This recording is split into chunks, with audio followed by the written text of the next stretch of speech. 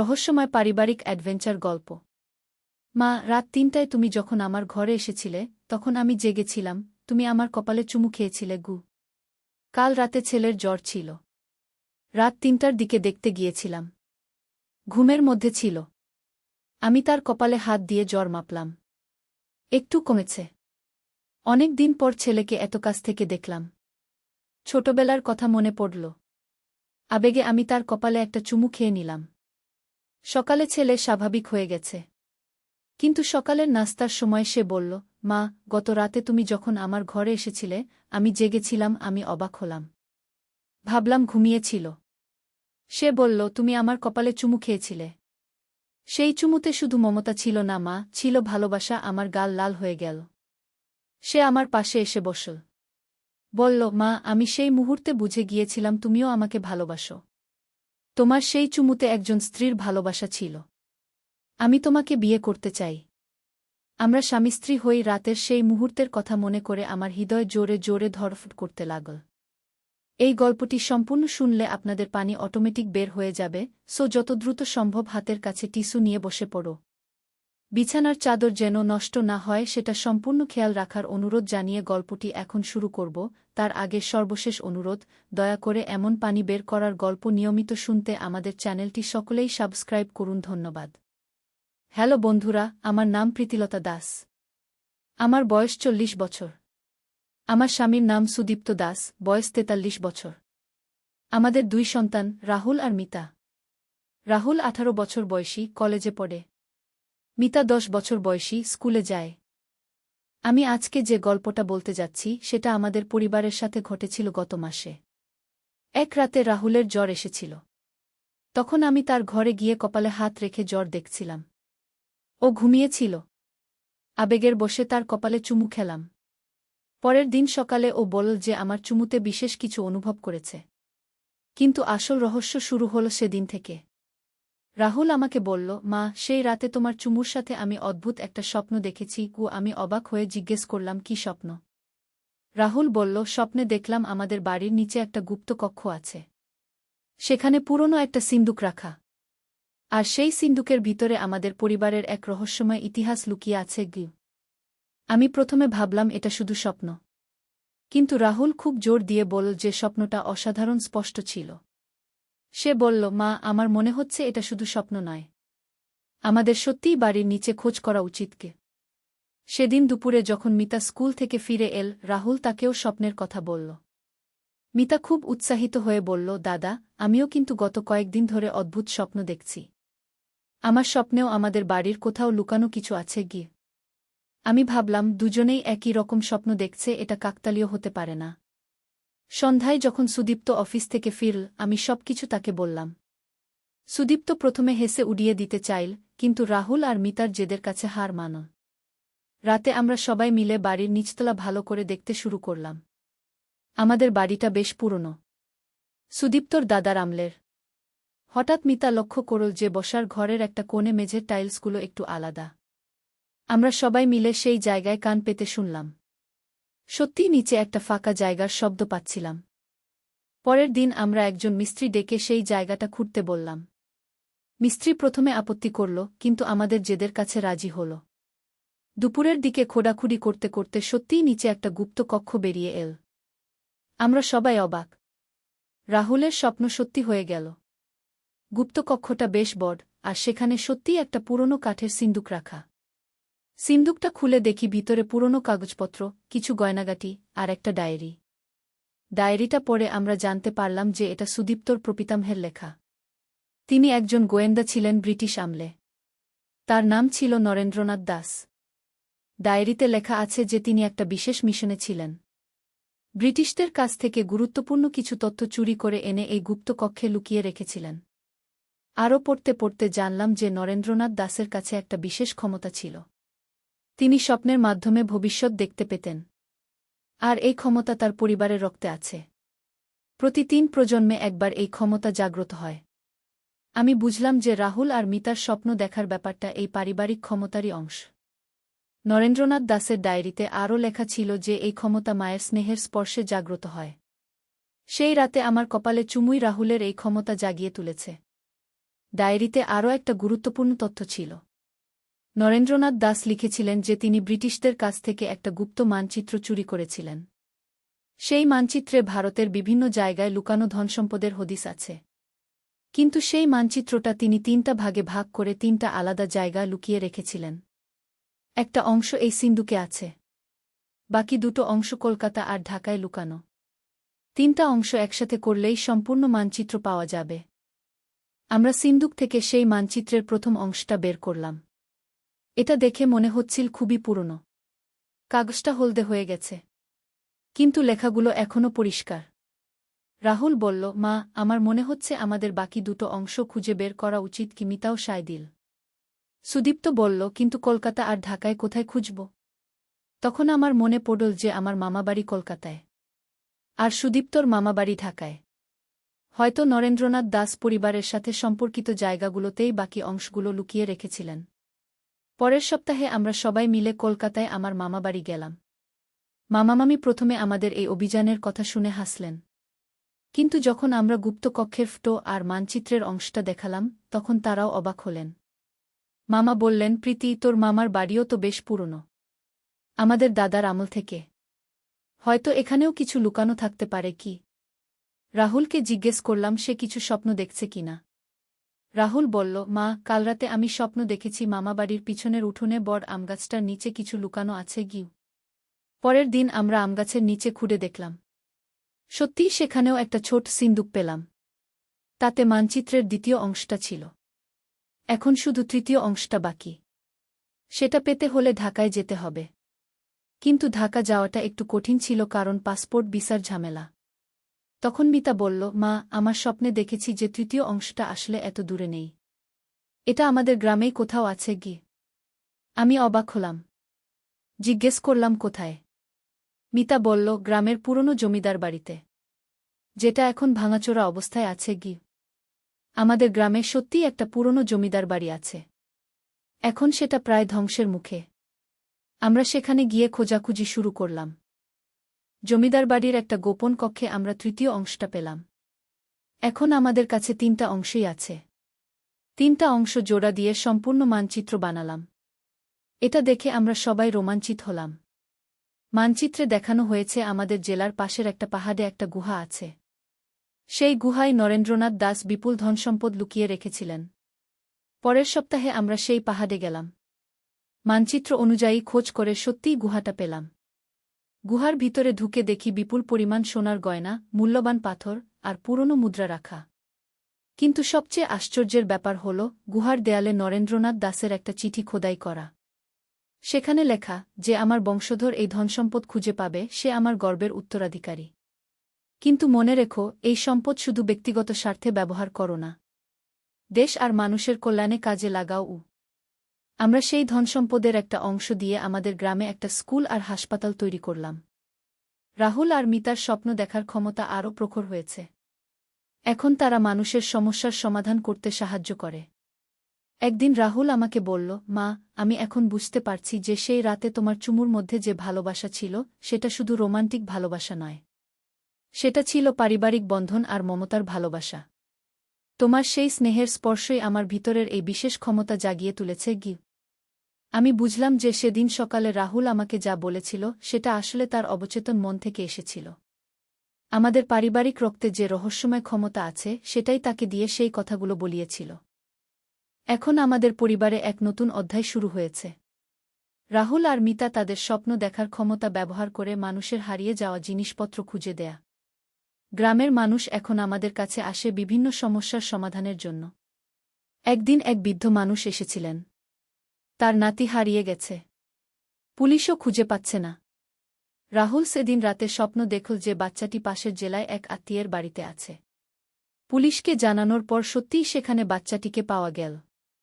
এভাবে আমাদের পরিবারের এই রহস্যময় ক্ষমতা গ্রামের মানুষের কল্যাণে কাজে লাগছে। নরেন্দ্রনাথ দাসের আমানত আমরা সঠিকভাবে রক্ষা করতে পারছি। মাঝে মাঝে ভাবি, সেই রাতে রাহুলের জ্বর না এলে, আমি তার কপালে চুমু না দিলে কি এই রহস্যের সন্ধান আমরা পেতাম? জীবনের প্রতিটা ঘটনাই একটা কারণে ঘটে। সেই রাতের সেই ছোট্ট স্নেহের স্পর্শই আমাদের পরিবারের এক নতুন পরিচয় দিয়েছে। রাহুল এখন কলেজ শেষ করে গোয়েন্দা বিভাগে যোগ দেওয়ার স্বপ্ন দেখছে। সে বলে, মা, আমি প্রপিতামহের মতো দেশের সেবায় এই ক্ষমতা ব্যবহার করব। মিতাও বড় হয়ে সমাজসেবী হতে চায়। আজ যখন এই গল্পটা বলছি তখন মনে হচ্ছে সবকিছুই একটা স্বপ্নের মতো। কিন্তু আমাদের গ্রামের স্কুল আর হাসপাতাল দেখলে বুঝতে পারি এসব সত্যি। আর রাহুল মিতার স্বপ্ন দেখার ক্ষমতা তো প্রতিদিনই প্রমাণিত হচ্ছে। সেদিনের সেই সকালে রাহুল আমাকে যা বলেছিল, এখন সেটা নিয়ে আমরা সবাই হাসি। কারণ আমরা জানি যে সেটা আসলে আমাদের পারিবারিক রহস্যের একটা অংশ ছিল।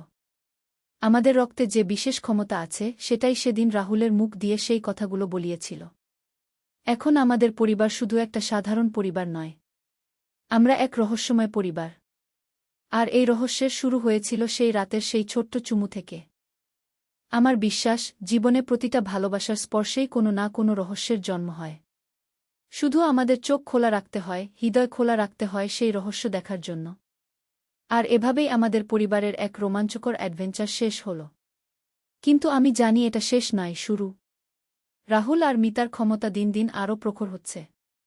হয়তো ভবিষ্যতে আরও বড় কোনো রহস্যের সামনে আমরা পড়ব। কিন্তু যাই হোক, আমি জানি আমাদের পরিবারের ভালোবাসা আর একটাই আমাদের সব রহস্যের সমাধান করে দেবে। নরেন্দ্রনাথ দাসের উত্তরাধিকার আমরা গর্বের সাথে বহন করে চলেছি। তবে গল্পটা এখানেই শেষ নয়। গত মাসে আরও একটা অদ্ভুত ঘটনা ঘটেছে। রাহুল একদিন রাতে খুব অস্থির হয়ে আমার ঘরে এসেছিল। বলল, মা, আজ আমি একটা ভয়ঙ্কর স্বপ্ন দেখেছি।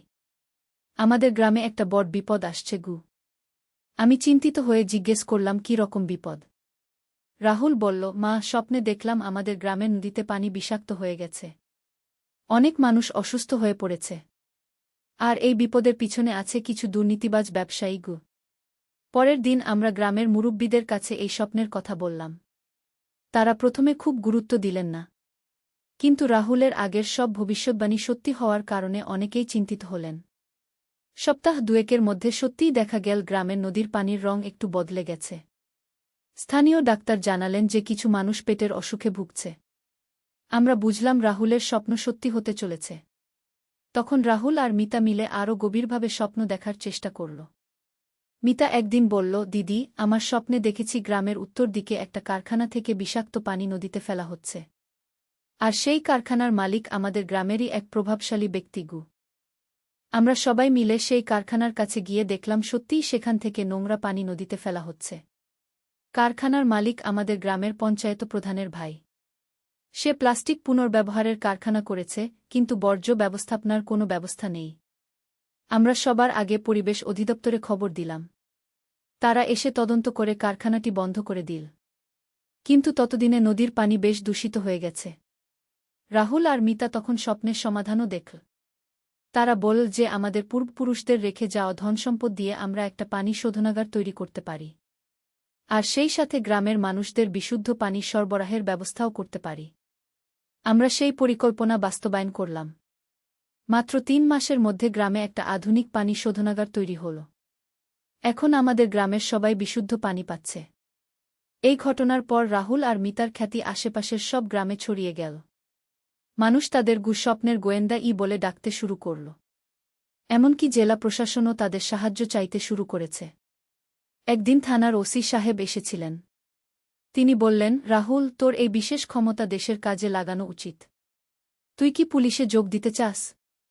রাহুল বলল, স্যার, আমি আগে পড়াশোনা শেষ করতে চাই। তারপর নিশ্চয়ই দেশের সেবায় এই ক্ষমতা ব্যবহার করব। মিতাও এখন স্কুলে খুব ভালো করছে। ওর শিক্ষকরা বলেন যে মিতার অন্তর্দৃষ্টি অসাধারণ। সে যে কোনো সমস্যার সমাধান খুব দ্রুত খুঁজে বের করতে পারে। গত সপ্তাহে আরও একটা মজার ঘটনা ঘটেছে। আমাদের প্রতিবেশী রমেশ কাকার গরু হারিয়ে গিয়েছিল। তিনি খুব চিন্তিত ছিলেন, কারণ ওই গরুর উপরই তার সংসার চলে। মিতা তখন বলল যে সে স্বপ্নে দেখেছে গরুটি পাশের গ্রামের এক চোরের খোয়াড়ে আছে। আমরা পুলিশকে জানালাম। সত্যিই সেই জায়গায় গিয়ে গরুটিকে পাওয়া গেল। চোরটিকে ধরাও হল। রমেশ কাকা খুশিতে কেঁদে ফেললেন। এভাবেই আমাদের পরিবারের এই রহস্যময় ক্ষমতা দিন দিন আরও শক্তিশালী হচ্ছে। কিন্তু আমরা সবসময় মনে রাখি নরেন্দ্রনাথ দাদার উপদেশ, এই ক্ষমতা শুধু নিজেদের জন্য নয়, সবার কল্যাণের জন্য।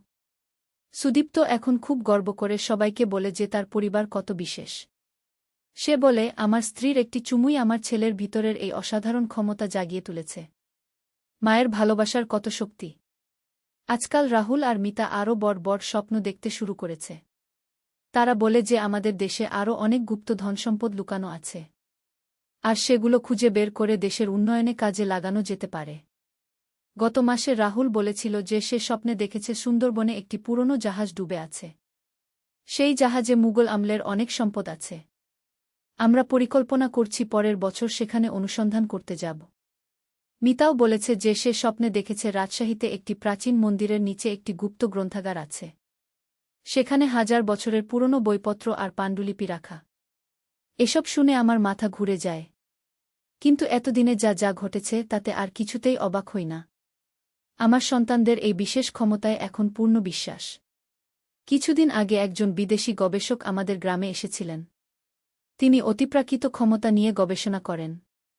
রাহুল আর মিতার ক্ষমতার কথা শুনে তিনি খুব আগ্রহী হলেন। তিনি বললেন যে এরকম ক্ষমতা পৃথিবীতে খুবই বিরল। তিনি আমাদের বললেন যে এই ক্ষমতা আরও উন্নত করা সম্ভব।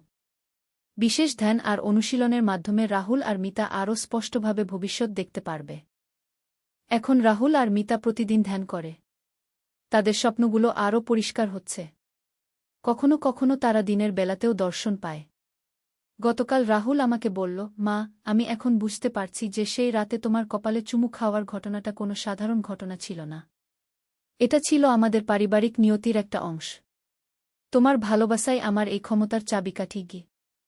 আমি তখন বললাম, বাবা, মায়ের ভালোবাসায় সব ক্ষমতাই আছে। শুধু সন্তানকে ভালোবাসতে জানলেই হয় গে। এখন আমি গর্ব করে সবাইকে বলি যে আমার সন্তানরা অসাধারণ। কিন্তু তাদের সাফল্যের মূলে আছে আমাদের পারিবারিক ঐক্য আর ভালোবাসা। প্রতিদিন সকালে যখন রাহুল আর মিতাকে দেখি মনে হয় আমার কত সৌভাগ্য। আমার সন্তানরা শুধু আমার গর্ব নয়, সারা এলাকার গর্ব। আর সবচেয়ে বড় কথা হল, তারা তাদের এই বিশেষ ক্ষমতা সবসময় ভালো কাজে ব্যবহার করে। কখনো নিজেদের স্বার্থে নয়, সবসময় অন্যের উপকারের জন্য। এইভাবেই আমাদের পরিবারের রহস্যময় যাত্রা চলতে থাকে।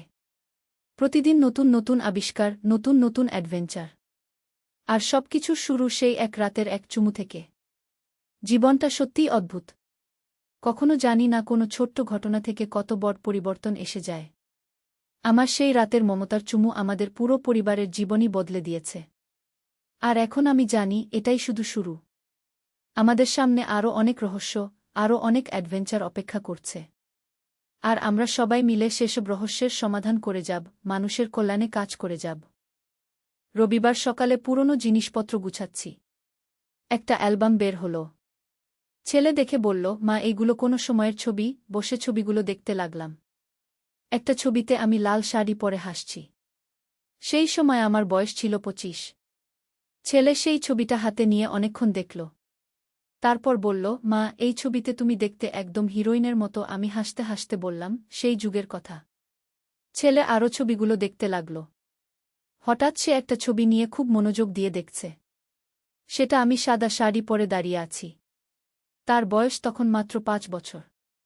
সে আমার পাশে দাঁড়িয়ে।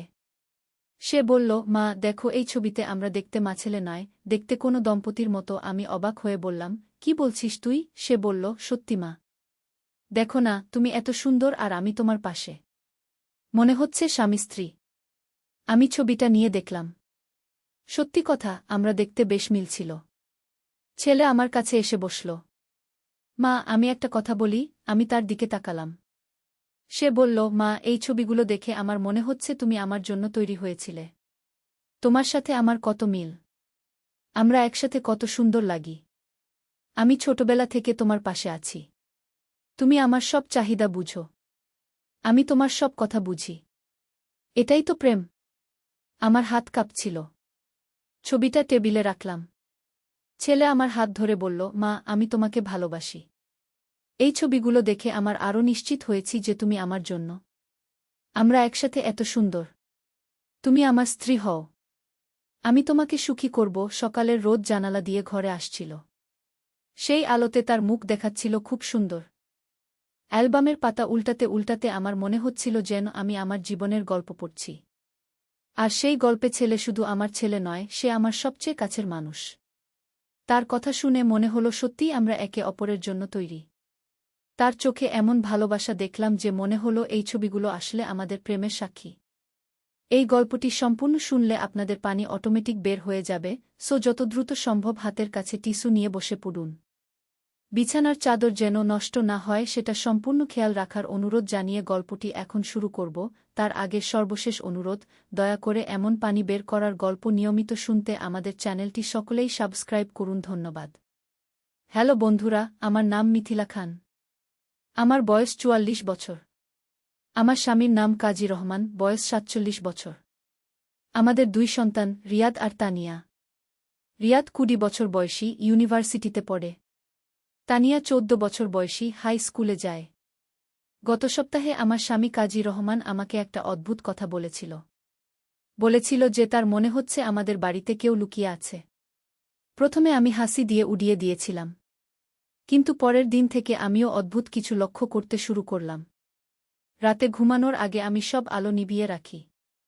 কিন্তু সকালে উঠে দেখি রান্নাঘরের আলো জ্বলে আছে। প্রথম দিন ভাবলাম হয়তো ভুলে গেছি। দ্বিতীয় দিনও একই ঘটনা। তৃতীয় দিন আমি বিশেষ খেয়াল করে সব আলো নিভিয়ে ঘুমালাম। কিন্তু সকালে উঠে দেখি রান্নাঘরের পাশাপাশি বসার ঘরের আলোও জ্বলছে।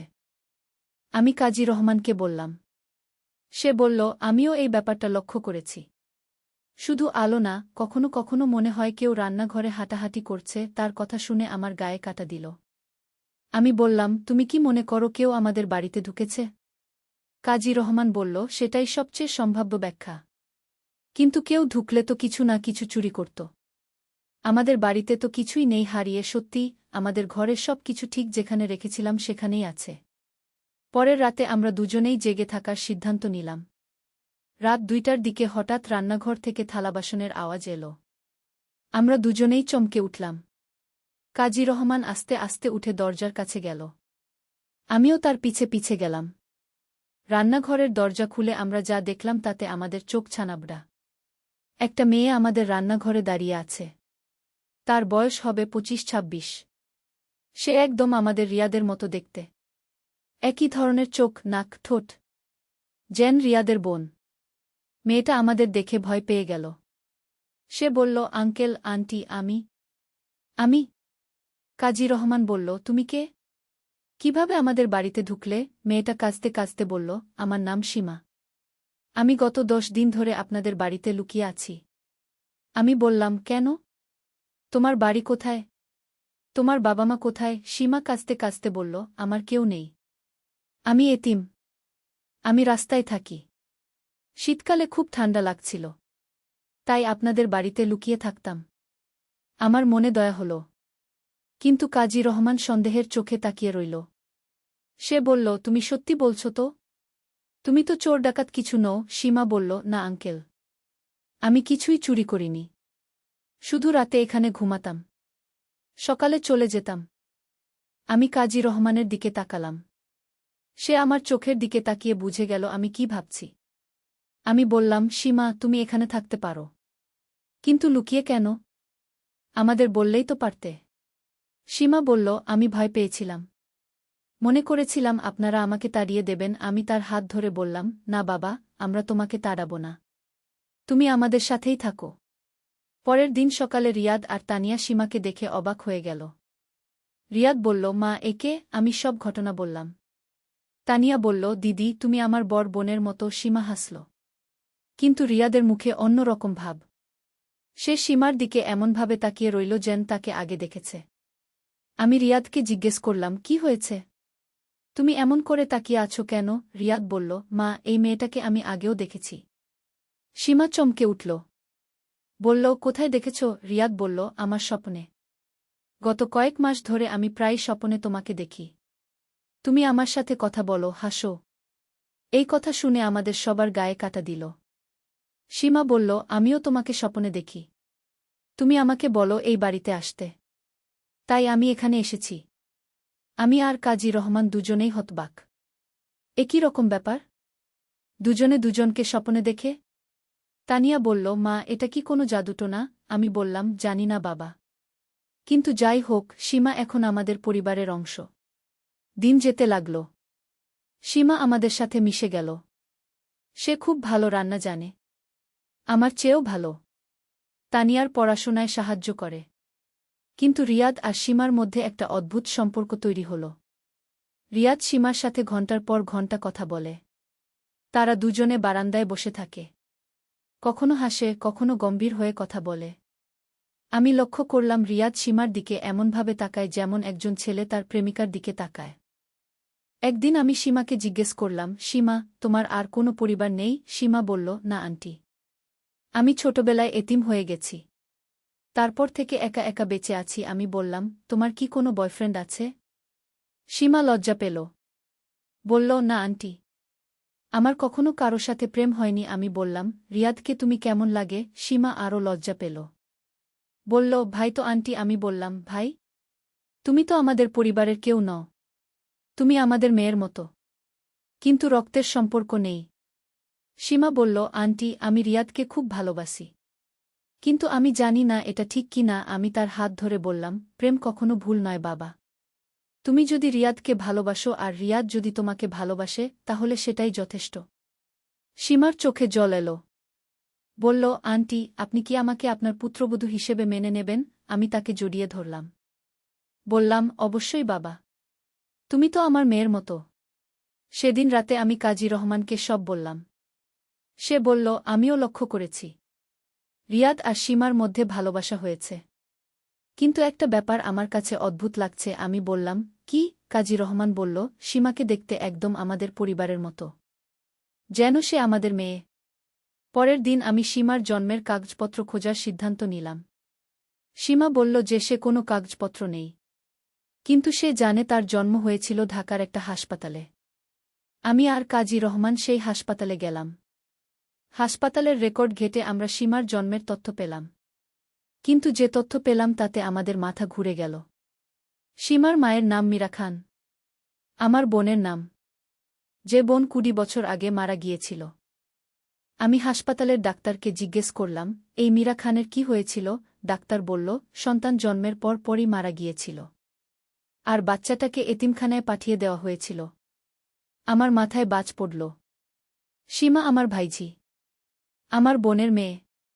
আমি এতদিন জানতামই না যে মীরার একটা মেয়ে আছে।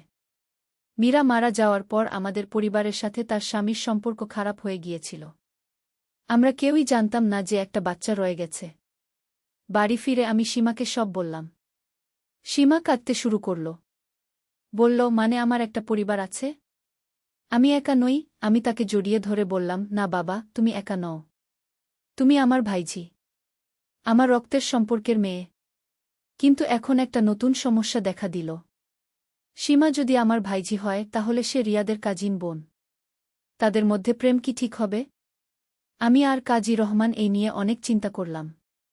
কাজী রহমান বলল, কাজিনদের মধ্যে বিয়ে অনেক সমাজেই স্বীকৃত।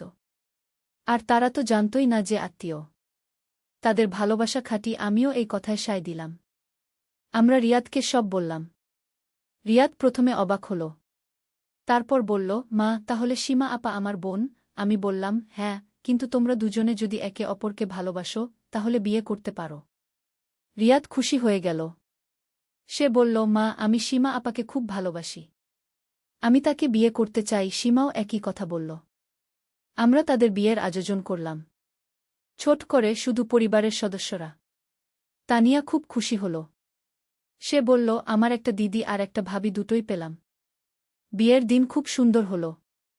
সীমা খুব সুন্দর লাগছিল। রিয়াদও খুব খুশি। কিন্তু সবচেয়ে বড় কথা, তারা দুজনেই খুব খুশি। বিয়ের পর সীমা আর রিয়াদ আলাদা একটা ফ্ল্যাটে চলে গেল। কিন্তু প্রায়ই আমাদের বাড়িতে আসে। সীমা এখন আমাদের পরিবারের একটা অবিচ্ছেদ্য অংশ। আর আমি পেয়েছি একটা মেয়ে যাকে আমি এতদিন হারিয়ে ভেবেছি। একদিন সীমা আমাকে বলল, মাম্মা, এখন সে আমাকে মাম্মা বলে ডাকে। আমার মনে হয় আম্মা আমাকে স্বপনে পথ দেখিয়ে এই বাড়িতে পাঠিয়েছে। আমি বললাম, হ্যাঁ বাবা, তোমার আম্মা চায় তুমি সুখী হও। কিছুদিন পর সীমা আমাকে বলল যে সে গর্ভবতী। আমাদের সবার খুশির আর সীমা নেই। আমি দাদিমা হব। তানিয়া ফুপি হবে। কাজী রহমান দাদা হবে। 9 মাস পর সীমার একটা ছেলে হল। তার নাম রাখা হল আয়ান। আয়ানকে দেখতে একদম রিয়াদের ছোটবেলার মতো। আমার মনে হল যেন আমার রিয়াদ ছোট হয়ে ফিরে এসেছে। আজ আয়ানের বয়স 3 বছর। সে খুব সুন্দর, খুব বুদ্ধিমান। সীমা আর রিয়াদ খুব সুখে আছে। তানিয়া এখন কলেজে পড়ে। সেও একটা ছেলেকে পছন্দ করে। আমরা তার বিয়ের কথাও ভাবছি।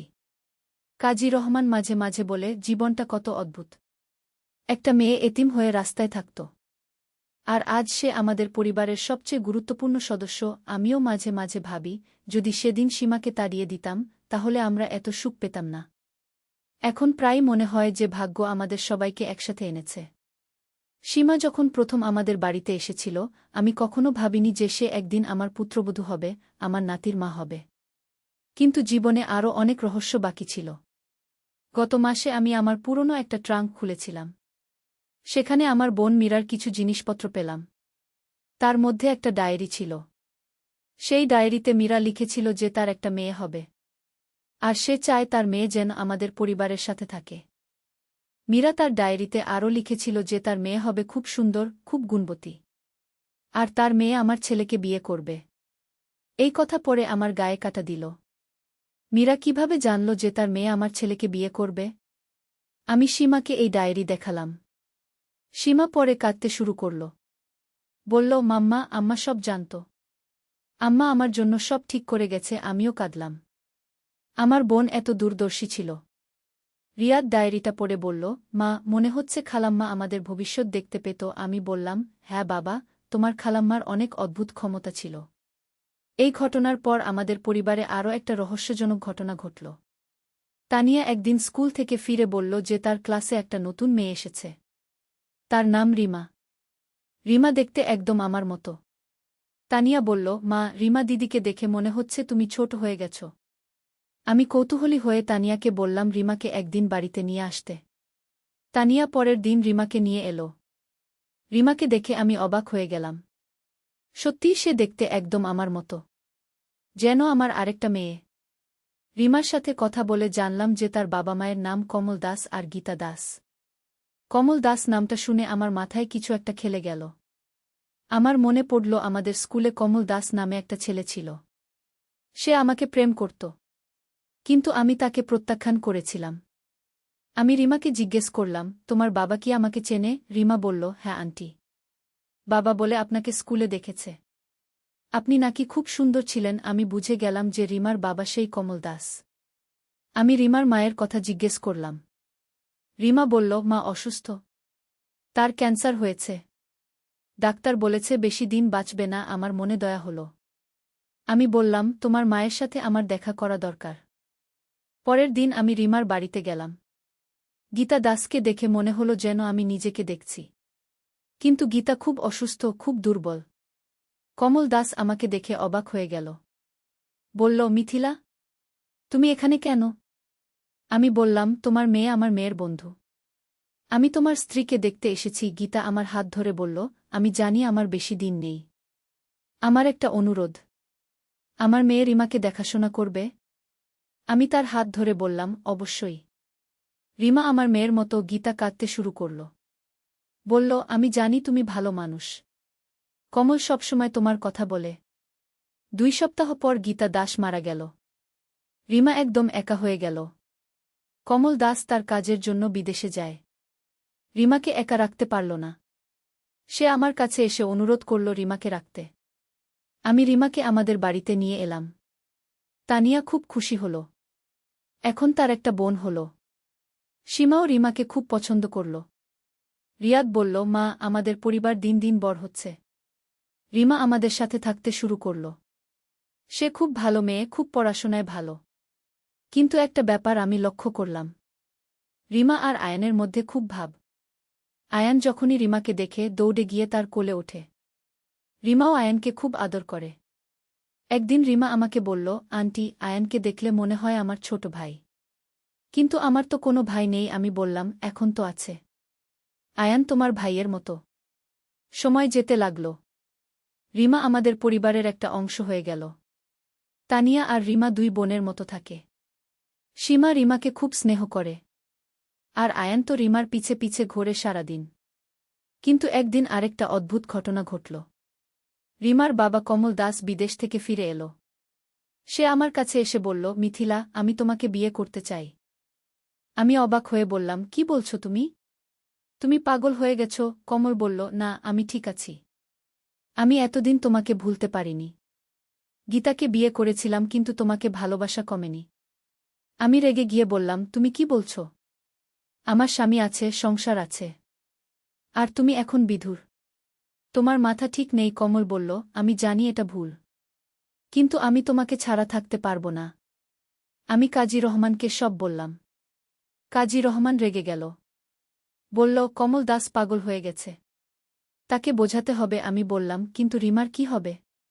সে তো আমাদের কাছে থাকে। কাজী রহমান বলল, রিমা থাকবে। কিন্তু কমল দাসকে বুঝতে হবে যে সে ভুল করছে। আমরা কমল দাসের সাথে কথা বললাম। কিন্তু সে কিছুতেই মানল না। শেষে আমি রিমাকে সব বললাম। রিমা কাঁদতে শুরু করল। বলল, আন্টি, আমার বাবা কেন এমন করছে? আমি লজ্জিত। আমি তাকে জড়িয়ে ধরে বললাম, তুমি লজ্জিত হওয়ার কিছু নেই। তোমার বাবার ভুল। রিমা বলল, আন্টি, আমি আর বাবার কাছে যাব না। আমি আপনাদের সাথেই থাকব। আমি বললাম, তুমি আমাদের সাথেই থাকবে। তুমি আমার মেয়ে। কমল দাস বুঝতে পারল যে রিমা তার কাছে যাবে না। সে হাল ছেড়ে দিয়ে আবার বিদেশে চলে গেল। রিমা আমাদের সাথে থেকে গেল। এখন রিমার বয়স 18 বছর। সে কলেজে পড়ে। খুব মেধাবী ছাত্রী। তানিয়ার সাথে খুব ভাব। সীমা আর রিয়াদ তাকে ছোট বোনের মতো দেখে। আর আয়ান তো রিমার পিছে পিছে ঘোরে সারাদিন। আমি মাঝে মাঝে ভাবি, জীবনটা কত অদ্ভুত। প্রথমে সীমা এলো। তারপর রিমা এলো। দুজনেই আমাদের পরিবারের অংশ হয়ে গেল। আমার মনে হয় এটাই নিয়তি। কিন্তু আরেকটা রহস্যজনক ঘটনা ঘটল গত মাসে।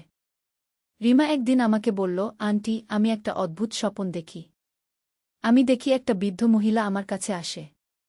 বলে আমি যেন আয়ানকে দেখাশোনা করি। আমি অবাক হয়ে বললাম, কেমন দেখতে সেই মহিলা? রিমা বলল, আপনার মতো দেখতে। কিন্তু অনেক বৃদ্ধ। আমার মনে হলো সেই মহিলা হয়তো আমার মা। আমার মা মারা গিয়েছে 10 বছর আগে। আমি রিমাকে আমার মায়ের ছবি দেখালাম। রিমা দেখে বলল, হ্যাঁ, এই মহিলাই। তিনি আমার স্বপনে আসেন। আমার গায়ে কাটা দিল। আমার মা কেন রিমার স্বপনে আসছে? আমি সীমাকে এই কথা বললাম। সীমা বলল, মাম্মা, আমারও মনে হয় দাদিমা আমাদের দেখাশোনা করছে। আমিও কখনো কখনো দাদিমাকে স্বপনে দেখি। আমি বললাম, কি বলে দাদিমা? সীমা বলল, বলে আমরা সবাই যেন ভালো থাকি। আর আয়ানকে যেন ভালো মানুষ করি। এই সব ঘটনার পর আমার মনে হচ্ছে আমাদের পরিবারের উপর কোনো অদৃশ্য শক্তির আশীর্বাদ আছে। আমার বোন মীরা, আমার মা, তারা হয়তো আমাদের দেখাশোনা করছে। আজ আয়ানের বয়স 5 বছর। সে খুব বুদ্ধিমান, খুব সুন্দর। স্কুলে খুব ভালো ফলাফল করে। রিমা তার পড়াশোনায় সাহায্য করে। তানিয়া তার সাথে খেলে। আমরা সবাই তাকে খুব আদর করি। কিন্তু একটা ব্যাপার আমি লক্ষ্য করি। আয়ান রিমাকে দেখলে বলে, মাম্মি, রিমা ফুপি কি আমার বউ হবে? আমি হেসে বলি, না বাবা, রিমা ফুপি তোমার ফুপি। কিন্তু আয়ান বলে, আমি বড় হলে রিমা ফুপিকে বিয়ে করব। রিমাও আয়ানের এই কথা শুনে লজ্জা পায়। কিন্তু সে আয়ানকে খুব স্নেহ করে। আমার মনে হয় আয়ান আর রিমার মধ্যে একটা বিশেষ বন্ধন আছে। আমি মাঝে মাঝে ভাবি, ভবিষ্যতে কি হবে? আয়ান বড় হলে সত্যিই কি রিমাকে বিয়ে করবে? রিমা কি আয়ানের জন্য অপেক্ষা করবে? এই সব প্রশ্নের উত্তর কেবল সময় দিতে পারবে। কিন্তু এখনো পর্যন্ত আমাদের পরিবার খুব সুখে আছে। কাজী রহমান এখনো সুস্থ। আমিও ভালো আছি। সীমা আর রিয়াদ খুব সুখী। তানিয়া কলেজে ভালো ফলাফল করছে। রিমা আমাদের সবার প্রিয়। আর আয়ান আমাদের সবার চোখের মণি। আমি আল্লাহর কাছে প্রার্থনা করি যেন আমাদের এই সুখ চিরকাল থাকে। যেন আমরা সবাই একসাথে থাকতে পারি। আর যেন আয়ান বড় হয়ে একটা ভালো মানুষ হয়। আজকে এই গল্প এখানেই শেষ করছি। কিন্তু আমাদের জীবনের গল্প এখনো চলমান। প্রতিদিন নতুন কিছু না কিছু ঘটে। কখনো খুশির, কখনো দুঃখের। কিন্তু আমরা সবাই একসাথে আছি বলে সব কিছু সহ্য করতে পারি। আমার বিশ্বাস, ভালোবাসা আর পরিবারের বন্ধনই জীবনের সবচেয়ে বড় শক্তি। আমাদের পরিবারে যে ভালোবাসা আছে, যে একতা আছে, তাই আমাদের সব সমস্যার সমাধান করে দেয়। আর যেসব মানুষ আমাদের ছেড়ে চলে গেছে, যেমন আমার বোন মীরা, আমার মা, তারা হয়তো আকাশ থেকে আমাদের দেখাশোনা করছে। তাদের আশীর্বাদেই আমরা এত সুখে আছি। আমি সব শুনুদের জানাই, পরিবারকে ভালোবাসুন। আপনাদের কাছের মানুষদের দেখাশোনা করুন। কারণ জীবনে পরিবারই সবচেয়ে গুরুত্বপূর্ণ। অর্থ, খ্যাতি সব কিছুর চেয়ে পরিবার বড়।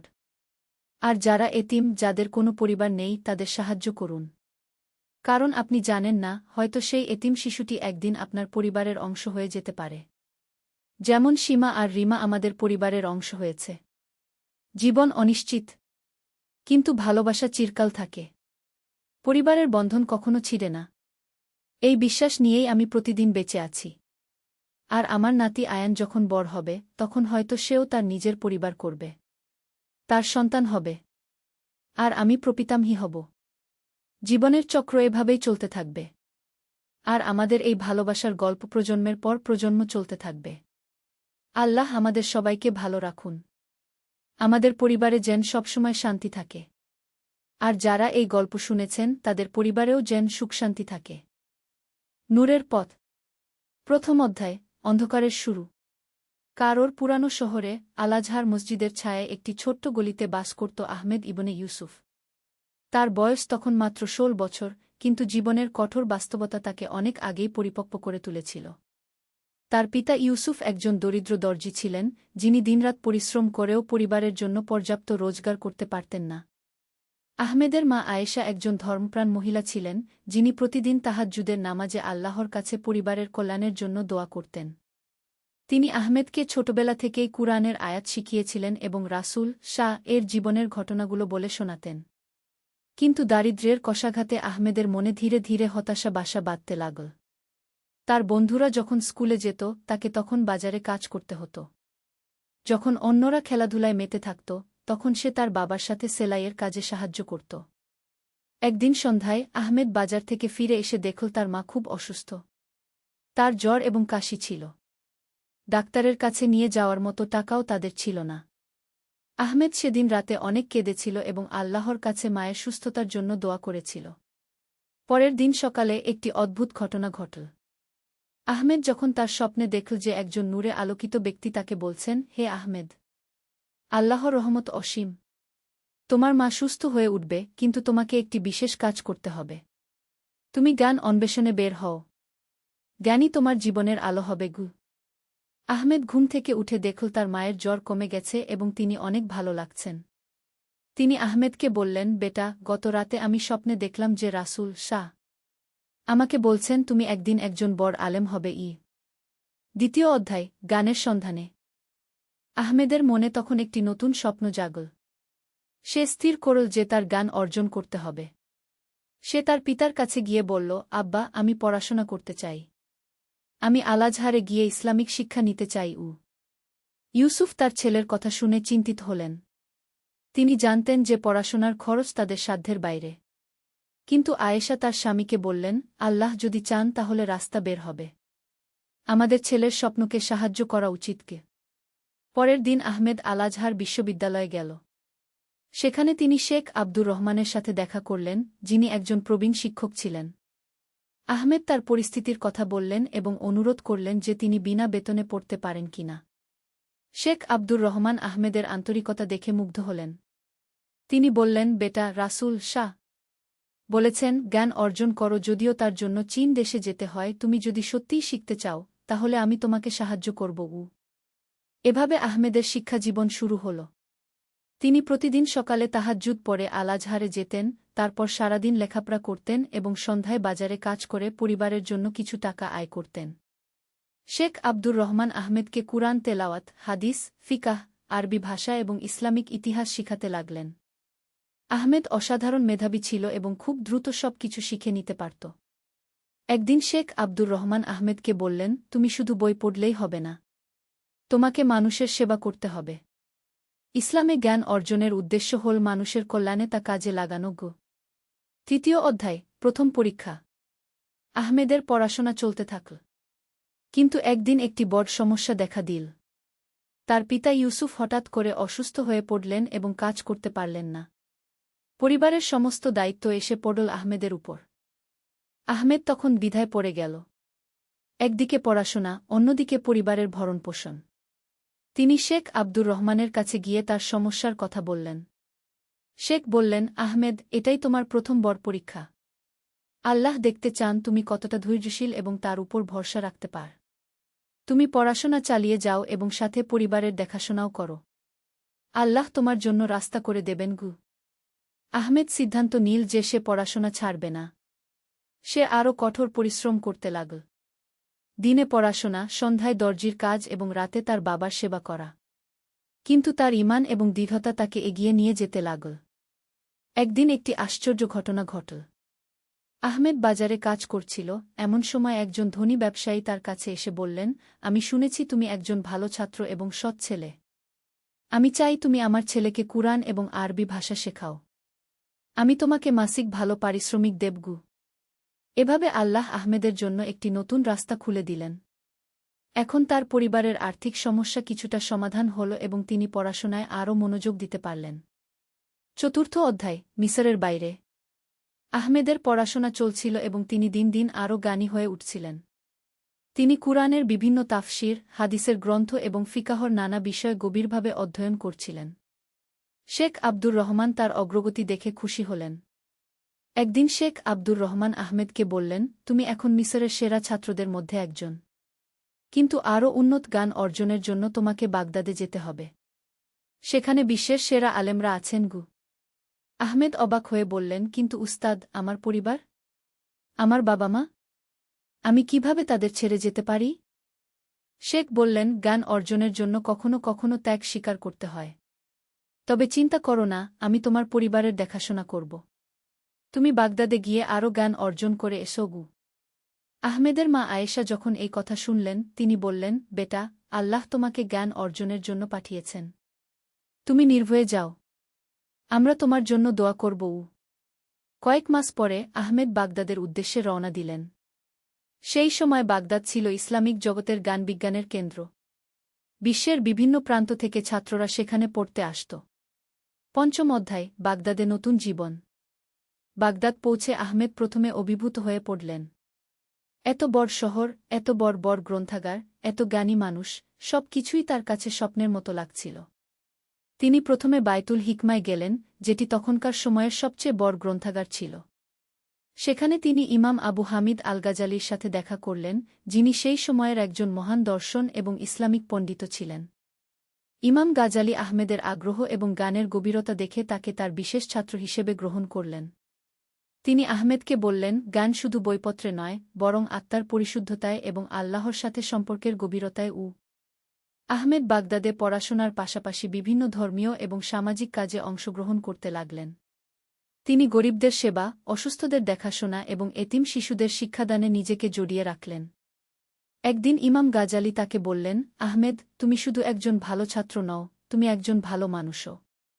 এটাই আসল শিক্ষার ফল। বাগদাদে আহমেদ ৩ বছর কাটালেন। এই সময়ে তিনি ইসলামিক দর্শন, তাসাউফ, কালাম শাস্ত্র এবং মুকারানাতুল আদিয়ান, তুলনামূলক ধর্ম নিয়ে গভীর অধ্যয়ন করলেন।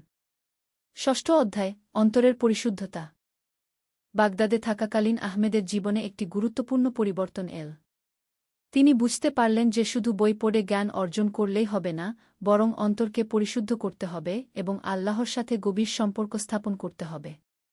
ইমাম গাজালি একদিন তাকে বললেন, আহমেদ, তুমি অনেক জ্ঞান অর্জন করেছ। এখন তোমাকে নিজের ভেতরের জগৎ নিয়ে কাজ করতে হবে। রাসূল শাহ বলেছেন, যে নিজেকে চিনেছে সে তার রবকে চিনেছে। আহমেদ তখন আরও বেশি করে নফল নামাজ, তাসবিহ তাহলিল এবং কুরআন তেলাওয়াতে মনোযোগ দিতে লাগলেন। তিনি প্রতিদিন রাতে তাহাজ্জুদ পড়তেন এবং আল্লাহর কাছে ক্ষমা প্রার্থনা করতেন। একদিন রাতে তাহাজ্জুদ পড়ার সময় আহমেদ এমন একটি আধ্যাত্মিক অবস্থার সম্মুখীন হলেন যেটি তার জীবন পাল্টে দিল। তিনি অনুভব করলেন যেন আল্লাহর নূর তার অন্তরে প্রবেশ করেছে। তিনি কুরআনের আয়াতগুলো এমনভাবে বুঝতে পারলেন যেন সেগুলো সরাসরি তার হৃদয়ে নাজিল হচ্ছে। পরের দিন সকালে ইমাম গাজালি আহমেদের চেহারা দেখে বুঝতে পারলেন যে তার মধ্যে একটি বড় পরিবর্তন এসেছে। তিনি বললেন, আহমেদ, আমি দেখতে পাচ্ছি যে আল্লাহ তোমাকে বিশেষ নিয়ামত দান করেছেন। এখন তোমার দায়িত্ব হল এই জ্ঞান এবং আধ্যাত্মিক অভিজ্ঞতা মানুষের মাঝে ছড়িয়ে দেওয়া। সপ্তম অধ্যায়, গুরুত্বপূর্ণ সিদ্ধান্ত। বাগদাদে ৩ বছর কাটানোর পর আহমেদের মনে দেশে ফিরে যাওয়ার ইচ্ছা জাগল। তিনি তার পরিবারের কথা ভাবতেন এবং তার শেখা জ্ঞান নিজের দেশের মানুষদের মাঝে ছড়িয়ে দেওয়ার স্বপ্ন দেখতেন। ইমাম গাজালি যখন জানলেন যে আহমেদ মিসরে ফিরে যেতে চান, তিনি তাকে বললেন, এটা ভালো সিদ্ধান্ত। তুমি এখন প্রস্তুত। তোমার মধ্যে জ্ঞান এবং আধ্যাত্মিকতার সুন্দর সমন্বয় ঘটেছে। তুমি ফিরে গিয়ে মানুষদের ইসলামের সঠিক শিক্ষা দাও এবং তাদের অন্তর পরিশুদ্ধ করতে সাহায্য করো। আহমেদ বিদায় নেওয়ার আগে ইমাম গাজালি তাকে একটি বিশেষ উপদেশ দিলেন, মনে রেখো, জ্ঞান অর্জনের শেষ নেই। তুমি যতই শিখবে ততই বুঝবে যে আরও শেখার আছে। বিনয়ী থাকবে এবং সবসময় আল্লাহর কাছে হিদায়েত চাইবে। আর সবচেয়ে গুরুত্বপূর্ণ কথা হল, তোমার জ্ঞান এবং আমল যেন সামঞ্জস্যপূর্ণ থাকে। আহমেদ কায়রোর উদ্দেশ্যে রওনা দিলেন। তার সাথে ছিল অনেকগুলো বই এবং সবচেয়ে বড় সম্পদ, তার অর্জিত জ্ঞান এবং আধ্যাত্মিক অভিজ্ঞতা। অষ্টম অধ্যায়, স্বদেশে প্রত্যাবর্তন। ৩ বছর পর আহমেদ যখন কায়রোতে ফিরে এলেন, তার পরিবার এবং প্রিয়জনরা তাকে চিনতেই পারল না। তিনি এখন একজন পরিণত, জ্ঞানী এবং আধ্যাত্মিকভাবে উন্নত মানুষ হয়ে উঠেছিলেন। তার মা আয়েশা তাকে দেখে কেঁদে ফেললেন। তিনি বললেন, আলহামদুলিল্লাহ, আমার ছেলে ফিরে এসেছে। আল্লাহ আমার দোয়া কবুল করেছেন। আহমেদের পিতা ইউসুফ তখন অনেকটা সুস্থ হয়ে উঠেছিলেন। তিনি আহমেদকে দেখে খুশিতে ভেসে গেলেন। তিনি বললেন, বেটা, তোমার চেহারা দেখে মনে হচ্ছে তুমি অনেক কিছু শিখেছ। শেখ আব্দুর রহমান যখন আহমেদের ফিরে আসার কথা শুনলেন, তিনি তাকে দেখার জন্য উদ্গ্রীব হয়ে উঠলেন। দেখা হওয়ার পর তিনি বললেন, সুবহানাল্লাহ, আমি তোমার মধ্যে একটি নূর দেখতে পাচ্ছি যা আগে ছিল না। আহমেদ তার উস্তাদকে বাগদাদে তার অভিজ্ঞতার কথা বললেন। শেখ আব্দুর রহমান খুব খুশি হলেন এবং বললেন, এখন তোমার দায়িত্ব হল এই জ্ঞান মানুষের কাছে পৌঁছে দেওয়া। আল আজহারে তুমি পড়াতে পারো। নবম অধ্যায়, শিক্ষকতার যুগ। আহমেদ আল আজহার বিশ্ববিদ্যালয়ে একজন তরুণ শিক্ষক হিসেবে যোগ দিলেন। তার ক্লাসে ছাত্ররা প্রচুর আসতে লাগল। তার পড়ানোর ধরন ছিল ভিন্ন। তিনি শুধু বই থেকে পড়াতেন না, বরং জীবনের বাস্তব অভিজ্ঞতার সাথে ইসলামিক শিক্ষার সমন্বয় ঘটাতেন। একদিন একজন ছাত্র তাকে জিজ্ঞেস করল, উস্তাদ, আমার পরিবার অনেক গরিব। আমি কিভাবে আল্লাহর উপর ভরসা রাখব যখন আমাদের খাওয়ার মতো খাবারই নেই? আহমেদ তার নিজের জীবনের কথা স্মরণ করলেন। তিনি বললেন, বেটা, আমিও একসময় তোমার মতো অবস্থায় ছিলাম। কিন্তু আমি দেখেছি যে আল্লাহর উপর ভরসা রাখলে এবং সততার সাথে চেষ্টা চালিয়ে গেলে আল্লাহ রাস্তা করে দেন। তবে এর মানে এই নয় যে তুমি বসে থাকবে। কঠোর পরিশ্রম করবে এবং একই সাথে আল্লাহর কাছে দোয়া করবে। আহমেদের শিক্ষাদানের পদ্ধতি ছিল বিশেষ। তিনি তার ছাত্রদের শুধু ধর্মীয় বই পড়তে বলতেন না, বরং সমাজের গরিব মানুষদের সেবা করতে, এতিমখানায় যেতে এবং বৃদ্ধাশ্রমের সময় কাটাতে বলতেন। তিনি বলতেন, ইসলাম শুধু বইয়ে নয়, বাস্তব জীবনে প্রয়োগ করতে হয়। 6 মাস পরে আহমেদের সেই দরিদ্র ছাত্রটি তার কাছে এসে বলল, উস্তাদ, আপনার উপদেশ মতো আমি কাজ চালিয়ে গেছি। আল্লাহ সত্যিই আমার জন্য রাস্তা করে দিয়েছেন। আমি এখন একটি ছোট্ট ব্যবসা শুরু করেছি এবং আমার পরিবারের অবস্থা ভালো হচ্ছে। 10ম অধ্যায়, সমাজসেবায় নিয়োজিত। আহমেদের খ্যাতি ধীরে ধীরে কায়রোর সর্বত্র ছড়িয়ে পড়ল। তিনি শুধু একজন ভালো শিক্ষক ছিলেন না, বরং একজন সমাজসেবকও ছিলেন। তিনি প্রতি সপ্তাহে একদিন বিনামূল্যে গরিব মানুষদের চিকিৎসার ব্যবস্থা করতেন, এতিম শিশুদের পড়াতেন এবং বিধবা মহিলাদের কাজের ব্যবস্থা করে দিতেন। একদিন কায়রোতে একটি প্রাকৃতিক দুর্যোগ হল। নীল নদে বন্যা হয়ে অনেক মানুষ গৃহহীন হয়ে পড়ল। আহমেদ তৎক্ষণাৎ একটি ত্রাণ কমিটি গঠন করলেন এবং ক্ষতিগ্রস্ত মানুষদের সাহায্য করতে লাগলেন। তিনি তার ছাত্রদের বললেন, এখনই আমাদের ইসলামিক শিক্ষার বাস্তব প্রয়োগের সময়। আমরা বই ছেড়ে মানুষের সেবায় নেমে পড়ব। আহমেদ এবং তার ছাত্ররা দিনরাত কাজ করতে লাগল। তারা খাবার বিতরণ করল, অস্থায়ী আশ্রয়ের ব্যবস্থা করল এবং চিকিৎসা সেবা দিল। এই কাজে আহমেদের নেতৃত্বে অনেক মানুষ যোগ দিল। একদিন একজন খ্রিস্টান পরিবার আহমেদের কাছে এসে বলল, আমরা আপনাদের ধর্মের লোক নই, কিন্তু আপনারা আমাদের সাহায্য করেছেন। এটা আমাদের খুব অবাক করেছে। আহমেদ উত্তর দিলেন, ইসলামের সব মানুষই আল্লাহর সৃষ্টি। আমাদের দায়িত্ব হল প্রয়োজনের সময় সকলের পাশে দাঁড়ানো, তারা যে ধর্মেরই হোক না কেন। একাদশ অধ্যায়, বড় পরীক্ষা। আহমেদের জীবন যখন মোটামুটি স্থিতিশীল হয়ে এসেছিল, তখন তার জীবনে একটি বড় পরীক্ষা এল। কায়রোতে একটি ধর্মীয় বিতর্ক শুরু হল। কিছু মানুষ ইসলামের নামে ভুল ব্যাখ্যা দিতে লাগল এবং মানুষদের মধ্যে বিভ্রান্তি ছড়াতে লাগল। একজন স্বঘোষিত ধর্মীয় নেতা দাবি করল যে তিনি সরাসরি আল্লাহর কাছ থেকে ওহী পান এবং কুরআন হাদিসের ব্যাখ্যা করার বিশেষ ক্ষমতা রাখেন। তার অনুসারীরা মানুষদের বলতে লাগল যে শুধুমাত্র তাদের নেতার কথা শুনলেই জান্নাত পাওয়া যাবে। এই পরিস্থিতিতে অনেক সাধারণ মানুষ বিভ্রান্ত হয়ে পড়ল।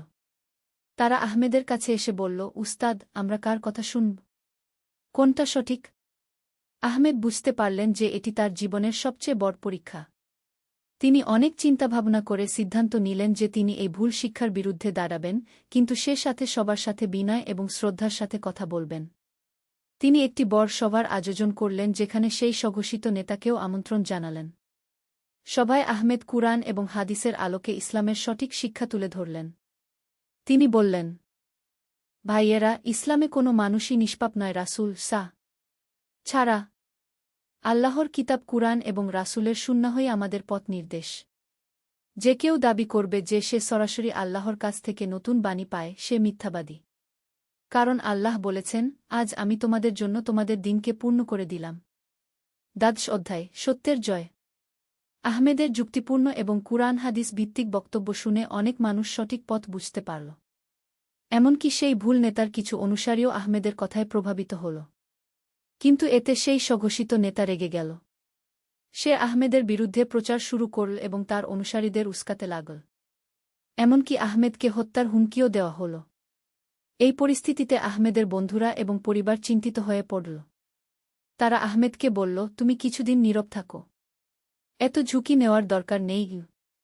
কিন্তু আহমেদ বললেন, আল্লাহর রাসূল বলেছেন, যে ব্যক্তি অন্যায় দেখে তা হাত দিয়ে প্রতিরোধ করবে। যদি সে পারে না তাহলে মুখ দিয়ে, আর যদি সেটাও না পারে তাহলে অন্তর দিয়ে। এটা ঈমানের সবচেয়ে দুর্বল স্তর। আমি সত্যের পক্ষে কথা বলা বন্ধ করতে পারি না। এই সময় আহমেদ আরও বেশি করে নামাজ, তাসবিহ এবং দোয়ায় মনোযোগ দিতে লাগলেন। তিনি আল্লাহর কাছে সাহায্য এবং হিফাজত চাইতেন। একদিন একটি অদ্ভুত ঘটনা ঘটল। সেই ভুল নেতার প্রধান অনুসারী আহমেদের কাছে এসে বলল, আমি অনেক দিন ধরে আপনার কথা এবং আমাদের নেতার কথা নিয়ে চিন্তা করছিলাম। আল্লাহ আমার অন্তর খুলে দিয়েছেন। আমি বুঝতে পেরেছি যে আপনি সত্য কথা বলেন। ধীরে ধীরে অনেক মানুষ সত্য বুঝতে পারল এবং সেই ভুল নেতার অনুসারী কমে যেতে লাগল। শেষ পর্যন্ত সে কারও ছেড়ে চলে গেল। ত্রয়োদশ অধ্যায়, বিবাহ এবং নতুন দায়িত্ব। আহমেদের বয়স তখন ৩০ হয়ে গেছে। তার মা আয়েশা একদিন তাকে বললেন, বেটা, এখন তোমার বিয়ে করা উচিত। রাসূল বলেছেন, বিবাহ আমার সুন্নাত। আহমেদ তার মায়ের কথায় রাজি হলেন। তার পরিবার এবং শেখ আব্দুর রহমান মিলে তার জন্য একটি ভালো মেয়ে দেখলেন। মেয়েটির নাম ছিল ফাতিমা। তিনি একজন ধর্মপ্রাণ, শিক্ষিত এবং চরিত্রবান মহিলা ছিলেন। আহমেদ এবং ফাতিমার বিয়ে হল। ফাতিমা আহমেদের জীবনে একটি বড় পরিবর্তন নিয়ে এল। তিনি শুধু একজন ভালো স্ত্রী ছিলেন না, বরং আহমেদের কাজেও সাহায্য করতেন। তিনি মহিলাদের কুরআন এবং ইসলামিক শিক্ষা দিতেন এবং গরিব পরিবারের মহিলাদের বিভিন্ন কাজ শেখাতেন। কয়েক বছর পরে আহমেদের একটি ছেলে এবং একটি মেয়ে হল। ছেলের নাম রাখা হল ইউসুফ, তার দাদার নামে, এবং মেয়ের নাম রাখা হল আয়েশা, তার দাদির নামে। আহমেদ এখন একজন পিতা হিসেবেও দায়িত্ব পালন করতে হতো। তিনি তার সন্তানদের ছোটবেলা থেকেই ইসলামিক মূল্যবোধ এবং চরিত্র গঠনে মনোযোগ দিলেন। তিনি তাদের কুরআনের গল্প শোনাতেন, রাসূল এবং সাহাবাদের জীবনী বলতেন। চতুর্দশ অধ্যায়, গানের আরও বিস্তার। আহমেদ শুধু আল-আজহারে পড়ানোর মধ্যে সীমাবদ্ধ থাকেনি। তিনি বিভিন্ন মসজিদে জুমার খুতবা দিতেন, সাপ্তাহিক তাফসির ক্লাস নিতেন এবং যুব সমাজের জন্য বিশেষ কর্মসূচির আয়োজন করতেন। তিনি দেখতে পেলেন যে কারোর তরুণ সমাজ বিভিন্ন সমস্যায় জর্জরিত। কেউ কেউ দিন থেকে দূরে সরে যাচ্ছে, কেউ কেউ ভুল পথে চলে যাচ্ছে। এই অবস্থা দেখে আহমেদ একটি বিশেষ কর্মসূচি শুরু করলেন। প্রতি শুক্রবার সন্ধ্যায় তিনি তরুণদের নিয়ে একটি সভার আয়োজন করতেন। এই সভায় তিনি শুধু ধর্মীয় কথা বলতেন না, বরং জীবনের বিভিন্ন সমস্যার সমাধান নিয়ে কথা বলতেন। তিনি তাদের পড়াশোনা, চাকরি, বিয়েশাদী এবং পারিবারিক সমস্যার পরামর্শ দিতেন। একদিন একজন তরুণ তার কাছে এসে বলল, উস্তাদ, আমি অনেক পাপ করেছি। আল্লাহ কি আমাকে ক্ষমা করবেন? আহমেদ তার হাতে হাত রেখে বললেন, বেটা, আল্লাহ বলেছেন, বলো, হে আমার বান্দারা, যারা নিজেদের উপর জুলুম করেছ, তোমরা আল্লাহর রহমত থেকে নিরাশ হজো না। নিশ্চয় আল্লাহ সব পাপ ক্ষমা করে দেন। তুমি সত্যিকারের তওবা করো এবং ভবিষ্যতে ভালো থাকার চেষ্টা করো। পঞ্চদশ অধ্যায়, সামাজিক সংস্কার। আহমেদ ধীরে ধীরে বুঝতে পারলেন যে শুধু ব্যক্তিগত শিক্ষাদানেই যথেষ্ট নয়, সমাজের বিভিন্ন সমস্যার সমাধানেও কাজ করতে হবে। তিনি দেখলেন যে কায়রোতে অনেক শিশু রাস্তায় ভিক্ষা করে, অনেক পরিবার অশিক্ষার অন্ধকারে রয়েছে এবং নারীরা তাদের অধিকার সম্পর্কে অজ্ঞ। আহমেদ এবং তার সহযোগীরা মিলে একটি সামাজিক কল্যাণ সংস্থা গঠন করলেন। এই সংস্থার মাধ্যমে তারা ১. এতিম শিশুদের জন্য একটি স্কুল প্রতিষ্ঠা করলেন। ২. গরিব পরিবারের জন্য বিনামূল্যে চিকিৎসা সেবার ব্যবস্থা করলেন। ৩. নারীদের জন্য সেলাইয়ের এবং অন্যান্য কাজের প্রশিক্ষণের ব্যবস্থা করলেন। ৪. বিধবা এবং তালাকপ্রাপ্ত মহিলাদের পুনর্বাসনের ব্যবস্থা করলেন। এই কাজে আহমেদের স্ত্রী ফাতিমা গুরুত্বপূর্ণ ভূমিকা পালন করলেন। তিনি মহিলাদের অংশের দায়িত্ব নিলেন এবং অনেক মহিলাকে স্বাবলম্বী হতে সাহায্য করলেন। একদিন কায়রোর গভর্নর আহমেদের কাজের কথা শুনে তার সাথে দেখা করতে চাইলেন। তিনি আহমেদকে বললেন, আপনার কাজ সত্যিই প্রশংসনীয়। সরকার আপনাকে সাহায্য করতে চায়। আহমেদ বললেন, আলহামদুলিল্লাহ। তবে আমাদের কাজের মূল উদ্দেশ্য হল আল্লাহর সন্তুষ্টি অর্জন। সরকারি সাহায্য পেলে আমরা আরও ভালো কাজ করতে পারব। ষোড়শ অধ্যায়, পরীক্ষা উত্তীর্ণ। আহমেদের জীবনে এখন সবকিছুই ভালো চলছিল। তার সামাজিক কাজের স্বীকৃতি মিলছিল, পরিবার সুখে আছে এবং তার ছাত্ররা ভালো অবস্থানে পৌঁছে যাচ্ছিল। কিন্তু আল্লাহ চাইলেন তার বান্দাকে আরও একটি পরীক্ষা দিতে। হঠাৎ করে আহমেদের পুত্র ইউসুফ খুব অসুস্থ হয়ে পড়ল। ডাক্তাররা বললেন যে তার একটি জটিল রোগ হয়েছে এবং তার বাঁচার সম্ভাবনা কম।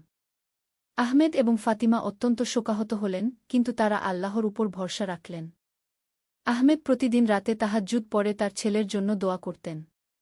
তিনি মুসলমানদের বিভিন্ন সমাবেশে গিয়ে সবাইকে তার ছেলের জন্য দোয়া করতে বলতেন। ৩ মাস ধরে ইউসুফের অবস্থা গুরুতর ছিল।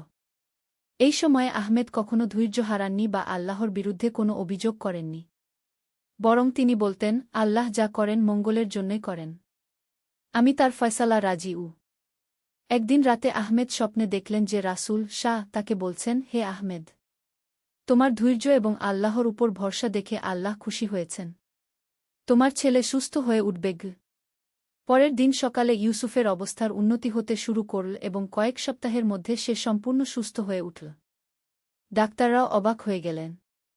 সপ্তদশ অধ্যায়, গানের বিস্তার।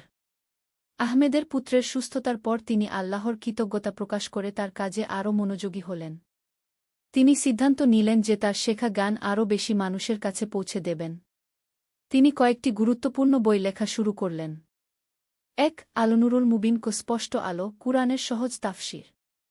২. মিনহাজুস সালিকিন, সত্যানুসন্ধানীদের পথ, ইসলামিক নৈতিকতা এবং আধ্যাত্মিকতার উপর।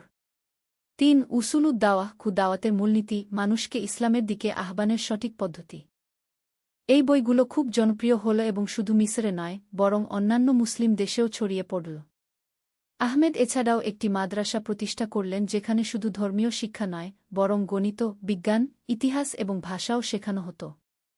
তিনি বিশ্বাস করতেন যে একজন মুসলমানের সব ধরনের জ্ঞান অর্জন করা উচিত। তার এই মাদ্রাসা থেকে অনেক জ্ঞানী ব্যক্তি বের হলেন যারা পরবর্তীতে বিভিন্ন ক্ষেত্রে গুরুত্বপূর্ণ অবদান রাখেন। অষ্টাদশ অধ্যায়, বার্ধক্য এবং প্রজ্ঞা। সময় কেটে গেল। আহমেদের বয়স এখন ৬০ বছর। তার দাড়ি সাদা হয়ে গেছে, কিন্তু তার মনের জোর কমেনি। তিনি এখনও প্রতিদিন পড়ান, বই লেখেন এবং মানুষের সেবা করেন। তার সন্তানরাও এখন বড় হয়ে গেছে। ইউসুফ একজন ডাক্তার হয়েছে এবং আয়েশা একজন শিক্ষিকা হয়েছে। দুজনেই তাদের বাবার আদর। সত্যের আলো। একটি ইসলামিক গল্প। প্রথম অধ্যায়, অন্ধকারের সূচনা। আন্দালুসিয়ার সুবিশাল প্রাসাদের মার্বেল পাথরে সূর্যের আলো পড়ে ঝলমল করছিল। কিন্তু আমির আব্দুর রহমানের হৃদয়ে তখন গভীর অন্ধকার। খ্রিস্টান রাজা আলফোন্সো তার বিশাল বাহিনী নিয়ে মুসলিম ভূমির দিকে এগিয়ে আসছেন। সংবাদ এসেছে যে তারা পথে যা কিছু পাচ্ছেন তাই ধ্বংস করে দিচ্ছেন। আমির সাহেব তার বিশ্বস্ত সেনাপতি হাসান ইবনে আলী কক্ষে প্রবেশ করলেন। শত্রুবাহিনী আর মাত্র ২ দিনের পথ। আমাদের প্রস্তুতি সম্পূর্ণ। আব্দুর রহমান জানালার দিকে তাকিয়েছিলেন। দূরে মসজিদের মিনার থেকে মাগরিবের আয়ান ভেসে আসছিল। হাসান, তুমি কি মনে কর আল্লাহ আমাদের সাহায্য করবেন? আমির, আল্লাহ যারা সত্যের পথে থাকে তাদের সাহায্য করেন। আমরা আমাদের মাতৃভূমি, আমাদের দিন রক্ষার জন্য যুদ্ধ করছি। সেদিন রাতে আব্দুর রহমান দীর্ঘ সময় নামায়ে কাটালেন।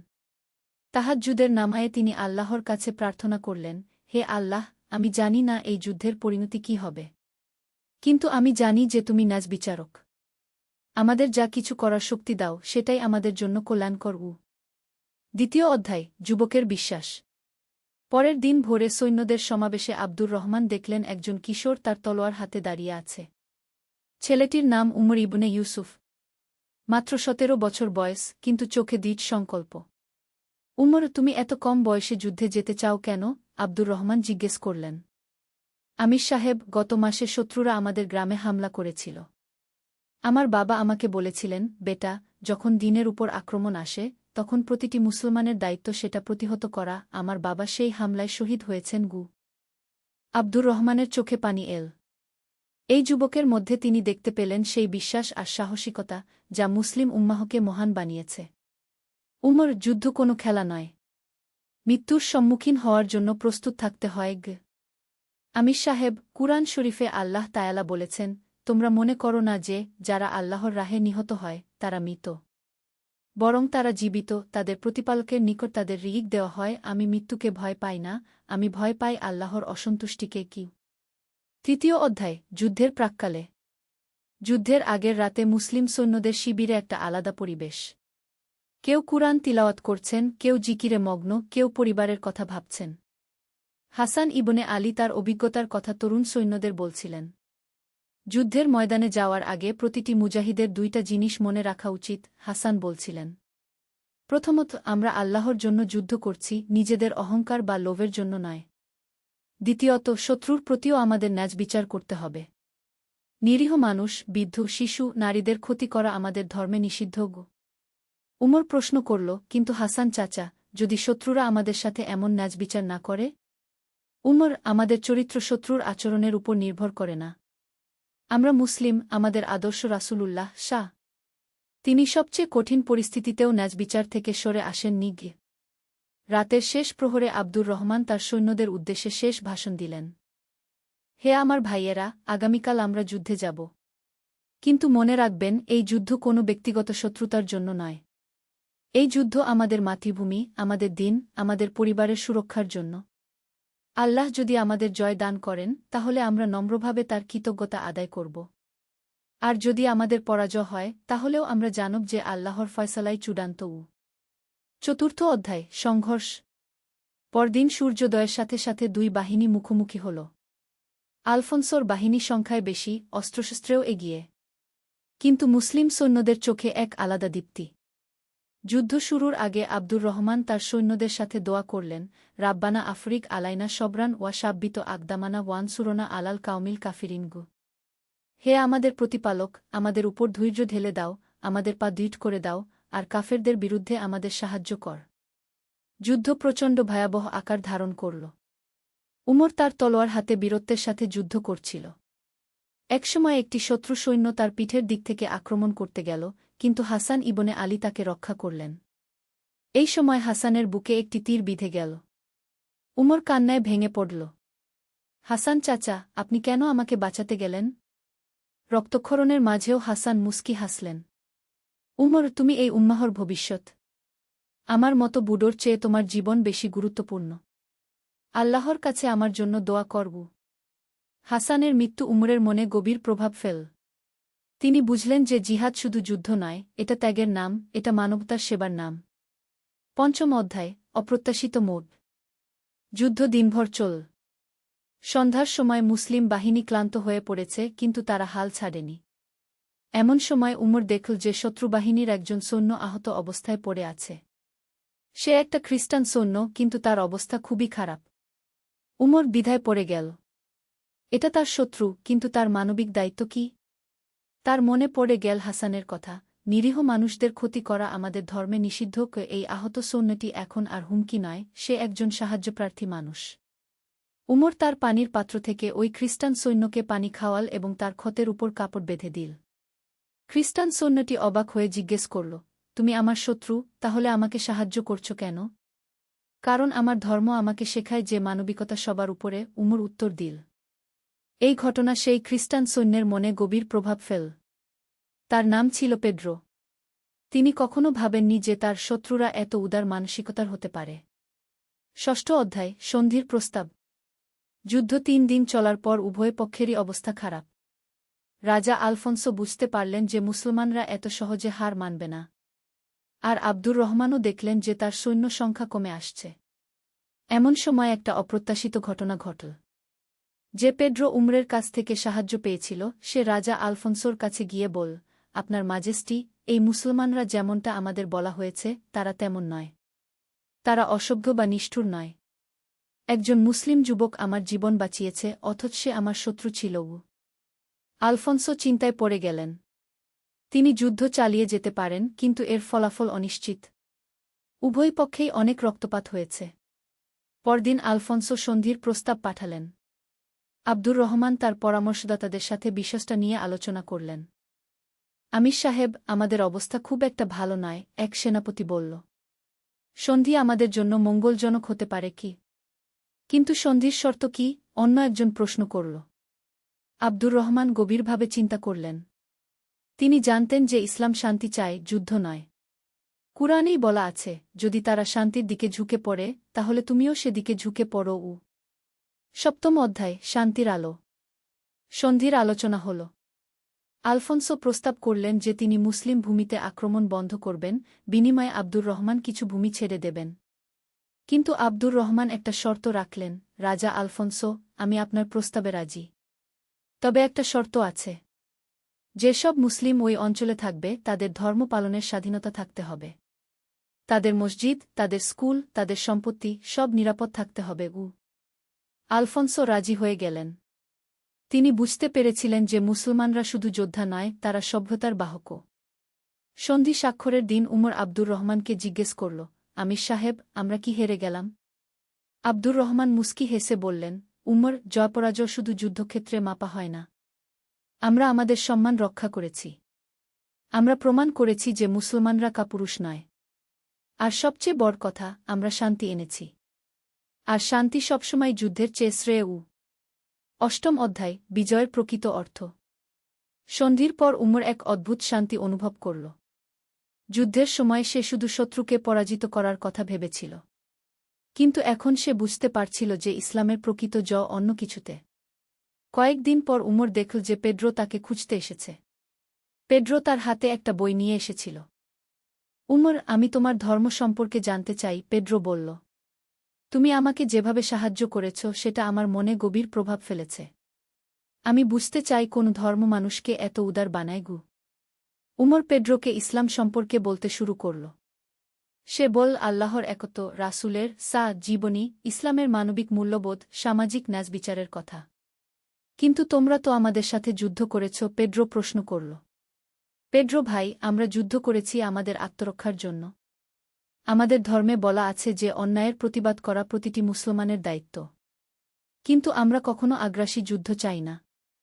আমরা চাই শান্তি, আমরা চাই সহাবস্থান। পেড্রো উমরের কথা মনোযোগ দিয়ে শুনল। কয়েক মাস পর সে ইসলাম গ্রহণ করল এবং তার নাম রাখল আব্দুর রহিম।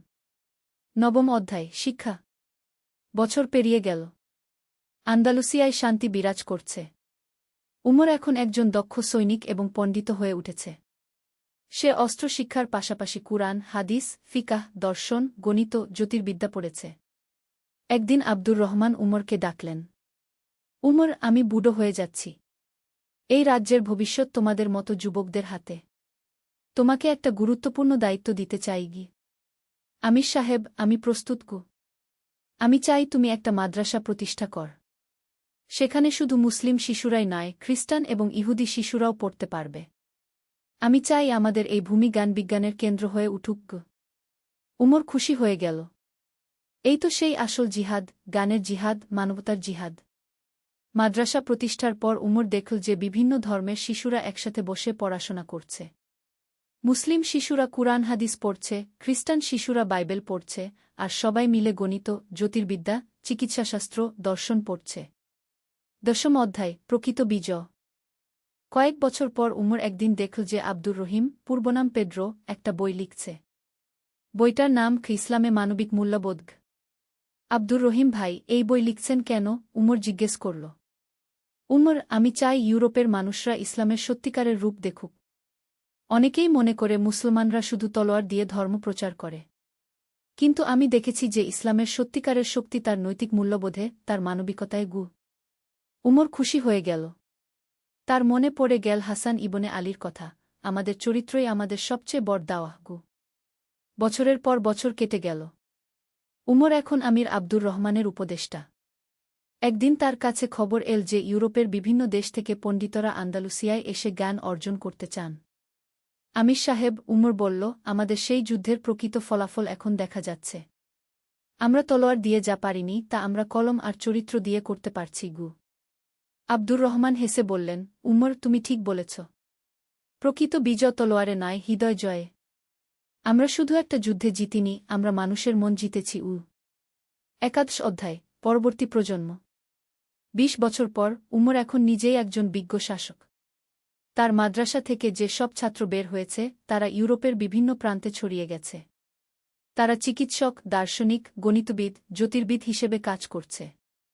আর সবচেয়ে বড় কথা, তারা তাদের কর্মে ইসলামের সুন্দর চেহারা তুলে ধরছে। একদিন উমরের কাছে একজন যুবক এল। তার নাম ইউসুফ। সে খুবই উত্তেজিত। উস্তাদ উমর, উত্তরে নরমানরা আবার আক্রমণের প্রস্তুতি নিচ্ছে। আমাদের কি যুদ্ধের প্রস্তুতি নেওয়া উচিত নয়? উমর মুস্কি হাসলেন। এই যুবকের মধ্যে নিজের যৌবনের ছাপ দেখতে পেলেন। ইউসুফ, যুদ্ধ সবসময় শেষ উপায়। আগে দেখি কূটনীতি দিয়ে সমস্যার সমাধান হয় কিনা। আমাদের দূত পাঠাই, তাদের সাথে কথা বলি। হয়তো কোনো ভুল বুঝাবুঝি আছে। কিন্তু উস্তাদ, তারা যদি আক্রমণ করেই ফেলে? তাহলে আমরা প্রতিরোধ করব। কিন্তু আমাদের উদ্দেশ্য হবে আত্মরক্ষা, ধ্বংস নয়। আর যুদ্ধ শেষে আমাদের ব্যবহার এমন হতে হবে যেন শত্রু আমাদের সম্মান করে। ইউসুফ চিন্তায় পড়ে গেল। উস্তাদ, এত উদারতা দেখিয়ে আমরা কি দুর্বল মনে হচ্ছি না? ইউসুফ, প্রকৃত শক্তি অন্যকে ক্ষমা করার ক্ষমতায়। যে ব্যক্তি রাগ থাকা সত্ত্বেও ক্ষমা করতে পারে সেই প্রকৃত বীর। রাসূলুল্লাহ মক্কা বিজয়ের দিন তার সব শত্রুকে ক্ষমা করে দিয়েছিলেন। ফলাফল, তারাই পরবর্তীতে ইসলামের সবচেয়ে বড় সহায়ক হয়েছিল। দ্বাদশ অধ্যায়, প্রজ্ঞার বিজয়। দূত পাঠানোর পর জানা গেল যে নরমানদের সাথে একটা ব্যবসায়িক বিরোধ ছিল। তারা মনে করছিল মুসলিম ব্যবসায়ীরা তাদের সাথে অন্যায় করেছে। উমর তদন্ত করে দেখলেন যে সত্যিই কিছু মুসলিম ব্যবসায়ী অসৎ আচরণ করেছে। উমর সাথে সাথে সেই ব্যবসায়ীদের শাস্তি দিলেন এবং নরমানদের ক্ষতিপূরণ দিলেন। এই ন্যায়বিচার দেখে নরমান নেতা অভিভূত হয়ে গেলেন। আমি ভেবেছিলাম আপনারা আপনাদের লোকদের পক্ষেই থাকবেন, নরমান নেতা বললেন। আমাদের ধর্মে ন্যায়বিচার সবার উপরে। আমরা আমাদের লোক হোক বা পর হোক, সত্যের পক্ষে থাকি, উমর উত্তর দিলেন। এই ঘটনার পর নরমানদের সাথে মুসলমানদের সম্পর্ক আরও মজবুত হয়ে গেল। যুদ্ধের বদলে শান্তি, শত্রুতার বদলে বন্ধুত্ব। ত্রয়োদশ অধ্যায়, শেষ যুদ্ধ। কিন্তু জীবনে সব সময় শান্তি থাকে না। উমরের ৫০ বছর বয়সে এক নতুন হুমকি এল। পূর্ব দিক থেকে একদল দুর্বৃত্ত দস্যু নিয়মিত গ্রামে হামলা করতে শুরু করল। তারা কোন ধর্ম মানে না, কোনো নৈতিকতা মানে না। শুধু লুটপাট আর ধ্বংসজ্ঞ। এবার আর কূটনীতির কোনো উপায় ছিল না। উমর বাধ্য হয়ে যুদ্ধের প্রস্তুতি নিলেন। কিন্তু এই যুদ্ধেও তিনি তার নৈতিক আদর্শ বজায় রাখলেন। যুদ্ধের আগে তিনি তার সৈন্যদের উদ্দেশ্যে বললেন, আমরা এই দস্যুদের বিরুদ্ধে যুদ্ধ করছি নিরীহ মানুষদের রক্ষার জন্য। কিন্তু মনে রাখবেন, যুদ্ধের ময়দানেও আমাদের মানবিকতা হারানো যাবে না। যে আত্মসমর্পণ করবে তাকে হত্যা করা যাবে না। যে পালিয়ে যাবে তার পিছনে তাড়া করার দরকার নেই। যুদ্ধটি খুব দ্রুত শেষ হয়ে গেল। দস্যুরা সংগঠিত বাহিনীর মুখোমুখি হতে পারল না। কিন্তু যুদ্ধ শেষে উমর একটা অদ্ভুত ঘটনা দেখলেন। দস্যু বাহিনীর নেতা, যে আত্মসমর্পণ করেছিল, সে উমরের কাছে এসে বলল, আমি আপনার মতো শত্রু আগে দেখিনি। আপনি আমাকে হত্যা করতে পারতেন, কিন্তু করেননি। কেন? কারণ তুমি এখন আর হুমকি নও। আর আমার ধর্ম অপ্রয়োজনীয় রক্তপাত নিষিদ্ধ করে। দস্যু নেতা গভীরভাবে চিন্তা করল। আমি সারা জীবন শুধু নিষ্ঠুরতা দেখেছি।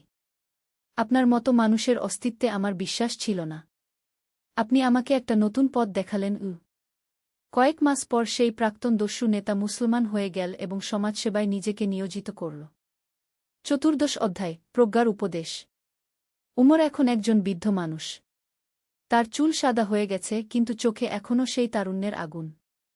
তার চারপাশে জড়ো হয়েছে নতুন প্রজন্মের যুবকরা। একদিন এক যুবক তাকে জিজ্ঞেস করল, উস্তাদ উমর, আপনি এত যুদ্ধ দেখেছেন। জিহাদের প্রকৃত অর্থ কি? উমর একটু ভেবে বললেন, বেটা, জিহাদ মানে সংগ্রাম। আর এই সংগ্রাম কয়েক ধরনের। প্রথমত, নিজের মন থেকে খারাপ গুণাবলী দূর করার সংগ্রাম, এটা জিহাদুন নফস। দ্বিতীয়ত, সমাজ থেকে অন্যায় অবিচার দূর করার সংগ্রাম। তৃতীয়ত, জ্ঞান অর্জন ও প্রচারের সংগ্রাম। আর সবশেষে, যখন আর কোনো উপায় থাকে না, তখন আত্মরক্ষার জন্য অস্ত্র হাতে নেওয়ার সংগ্রাম। কিন্তু উস্তাদ, কোনটা সবচেয়ে গুরুত্বপূর্ণ? প্রথমটা। যে ব্যক্তি নিজের মনকে জয় করতে পারে না, সে অন্য কোনো জিহাদে সফল হতে পারে না। রাসূলুল্লাহ বলেছেন, আমরা ছোট জিহাদ, যুদ্ধ থেকে ফিরে বড় জিহাদের, আত্মশুদ্ধির দিকে যাচ্ছি। অন্য একজন যুবক প্রশ্ন করল, তাহলে কি যুদ্ধ একেবারেই খারাপ? না বেটা। অন্যায়ের বিরুদ্ধে প্রতিরোধ কখনো খারাপ নয়। কিন্তু যুদ্ধ করার আগে দেখতে হয় সেটা সত্যিই প্রয়োজনীয় কিনা। যুদ্ধের সময় দেখতে হয় আমরা ন্যায়ের পথে আছি কিনা। আর যুদ্ধের পরে দেখতে হয় আমাদের জয় মানবতার কল্যাণে আসছে কিনা। ৫০ অধ্যায়, উত্তরাধিকার। উমর তার শেষ দিনগুলিতে একটি বই লিখতে শুরু করলেন। বইটির নাম দিলেন জিহাদের প্রকৃত অর্থও। সেই বইতে তিনি লিখলেন, আমার প্রিয় ভাইয়েরা, আমি এই দীর্ঘ জীবনে অনেক যুদ্ধ দেখেছি, অনেক সংঘাত দেখেছি। কিন্তু আমি যা শিখেছি তা হল, প্রকৃত জিহাদ আসলে শান্তি প্রতিষ্ঠার জন্য। আমরা যুদ্ধ করি যেন পরবর্তী প্রজন্মকে যুদ্ধ করতে না হয়। ইসলাম শান্তির ধর্ম। আমরা অস্ত্র হাতে নেই শুধুমাত্র নিরীহ মানুষদের রক্ষা করার জন্য, অত্যাচারীদের থামানোর জন্য। কিন্তু আমাদের সবচেয়ে শক্তিশালী অস্ত্র হল আমাদের চরিত্র, আমাদের জ্ঞান, আমাদের ন্যায়বিচার। যখন একজন অমুসলিম আমাদের ন্যায়বিচার দেখে ইসলাম গ্রহণ করে, সেটা হাজারো তলোয়ারের চেয়ে বড় বিজয়। যখন আমাদের জ্ঞান-বিজ্ঞান পৃথিবীতে কল্যাণ নিয়ে আসে, সেটা যে কোনো যুদ্ধজয়ের চেয়ে মহান। আমার উত্তরসূরিদের কাছে আমার অনুরোধ, তোমরা শক্তিশালী হও, কিন্তু অন্যায়কারী হজো না। তোমরা সাহসী হও, কিন্তু নিষ্ঠুর হজো না। তোমরা নিজেদের ধর্মকে ভালোবাস, কিন্তু অন্য ধর্মের মানুষদের ঘৃণা কর না। মনে রাখবে, আল্লাহ তায়ালা বলেছেন, তোমাদের মধ্যে যারা ঈমান আনে এবং সৎকাজ করে, তারাই পৃথিবীর উত্তরাধিকারী হবে। এই উত্তরাধিকারিত্ব অর্জন হয় তলোয়ারের জোরে নয়, চরিত্রের জোরে। কি ৬০ অধ্যায়, শেষ নিঃশ্বাস। উমরের মৃত্যুর আগের দিন তার বিছানার পাশে এসে বসলেন আব্দুর রহিম, প্রাক্তন পেড্রো। দুই বন্ধু দীর্ঘ সময় নীরবে বসে রইলেন। উমর ভাই, আব্দুর রহিম বললেন, আপনি আমার জীবন বদলে দিয়েছেন। কিন্তু শুধু আমার নয়, এই অঞ্চলের হাজার হাজার মানুষের জীবন বদলে দিয়েছেন। উমর দুর্বল কণ্ঠে বললেন, আব্দুর রহিম ভাই, আমি কিছুই করিনি। আল্লাহই সব করেছেন। তিনি আমাকে দিয়ে তার কাজ করিয়ে নিয়েছেন। আপনি কি মনে করেন আমরা সফল হয়েছি? উমর জানালার দিকে তাকালেন। বাইরে বিভিন্ন ধর্মের শিশুরা একসাথে খেলছে। মুসলিম, খ্রিস্টান, ইহুদি শিশুরা কোনো ভেদাভেদ ছাড়াই। দেখুন আব্দুর রহিম ভাই, ওই শিশুদের। তারাই আমাদের সবচেয়ে বড় সাফল্য। আমরা তাদের জন্য একটা শান্তিপূর্ণ পৃথিবী রেখে যেতে পেরেছি। তারা বড় হবে ভালোবাসায়, বিদ্বেষে নয়। সেই রাতে উমর শেষবারের মতো তাহাজ্জুদের নামায় পড়লেন। সিজদায় গিয়ে তিনি দোয়া করলেন, হে আল্লাহ, আমি তোমার কাছে ক্ষমা চাই। আমার জীবনের যত ভুল ত্রুটি সব মাফ করে দাও। আমি যদি কারো কোনো ক্ষতি করে থাকি, তাও মাফ করে দাও। আর আমার পরবর্তী প্রজন্মকে সঠিক পথে রেখো। পরদিন ফজরের নামায়ের পর উমর ইবনে ইউসুফ শেষ নিঃশ্বাস ত্যাগ করলেন। তার মুখে ছিল গভীর শান্তির হাসি। সমাপ্তি, অনন্তকালের গল্প। উমরের জানায়ায় হাজার হাজার মানুষ এসেছিল। শুধু মুসলিম নয়, খ্রিস্টান, ইহুদি, এমনকি অন্য ধর্মের মানুষরাও। সবার চোখে পানি। এক খ্রিস্টান বৃদ্ধ বলছিলেন, উমর আমাদের শিখিয়েছেন যে ধর্ম মানুষকে পরস্পরের শত্রু বানায় না, মানুষের সংকীর্ণতাই শত্রুতা সৃষ্টি করে। কি এক ইহুদি পণ্ডিত বলছিলেন, আমি উমরের কাছ থেকে শিখেছি যে সত্যিকারের ধর্মীয় ব্যক্তি সবার সাথে ন্যায়বিচার করেন। আর এক মুসলিম যুবক বলছিল, উমর চাচা আমাদের দেখিয়েছেন যে জিহাদের প্রকৃত অর্থ হল মানবতার সেবা। উমরের কবরের উপর লেখা হয়েছিল, এখানে শুয়ে আছেন উমর ইবনে ইউসুফ, যিনি তলোয়ার তুলেছিলেন সত্যের পক্ষে, কিন্তু জিতেছিলেন হৃদয়ের শক্তিতে। যিনি যুদ্ধ করেছিলেন শান্তির জন্য এবং শত্রুদের বানিয়েছিলেন বন্ধু। আল্লাহ তাকে জান্নাতুল ফিরদাউস নসিব করুন গো। উপসংহার, শিক্ষা ও প্রেরণা। এই গল্পের মধ্য দিয়ে আমরা শিখতে পারি: ১. জিহাদের প্রকৃত অর্থ। জিহাদ মানে শুধু যুদ্ধ নয়, বরং সত্য ও ন্যায়ের পক্ষে সংগ্রাম। ২. চরিত্রের শক্তি। অস্ত্রের চেয়ে চরিত্রের শক্তি বেশি প্রভাবশালী। ৩. মানবিকতা। যুদ্ধের মধ্যেও মানবিকতা বজায় রাখা সম্ভব এবং প্রয়োজনীয়। ৪. ক্ষমার মাহাত্ম্য। ক্ষমা করার মধ্যেই প্রকৃত শক্তি নিহিত। ৫. শান্তির মূল্য। যুদ্ধ করি শান্তি প্রতিষ্ঠার জন্য, ধ্বংসের জন্য নয়। ৬. সহাবস্থান। বিভিন্ন ধর্মের মানুষ একসাথে শান্তিতে বসবাস করতে পারে। ৭. জ্ঞানের গুরুত্ব। শিক্ষা ও জ্ঞানী মানুষের প্রকৃত মুক্তি। উমরের গল্প আজও প্রাসঙ্গিক। আজকের যুগেও আমাদের সবচেয়ে বড় জিহাদ হল অজ্ঞতা, কুসংস্কার, অন্যায় এবং বিদ্বেষের বিরুদ্ধে সংগ্রাম। আমরা যদি উমরের মতো চরিত্র ও প্রজ্ঞা অর্জন করতে পারি, তাহলে আমরাও আমাদের সমাজে শান্তি ও কল্যাণ নিয়ে আসতে পারব। আল্লাহ আমাদের সবাইকে সঠিক পথে চলার তৌফিক দান করুন। আমিন। গল্পের সমাপ্তি।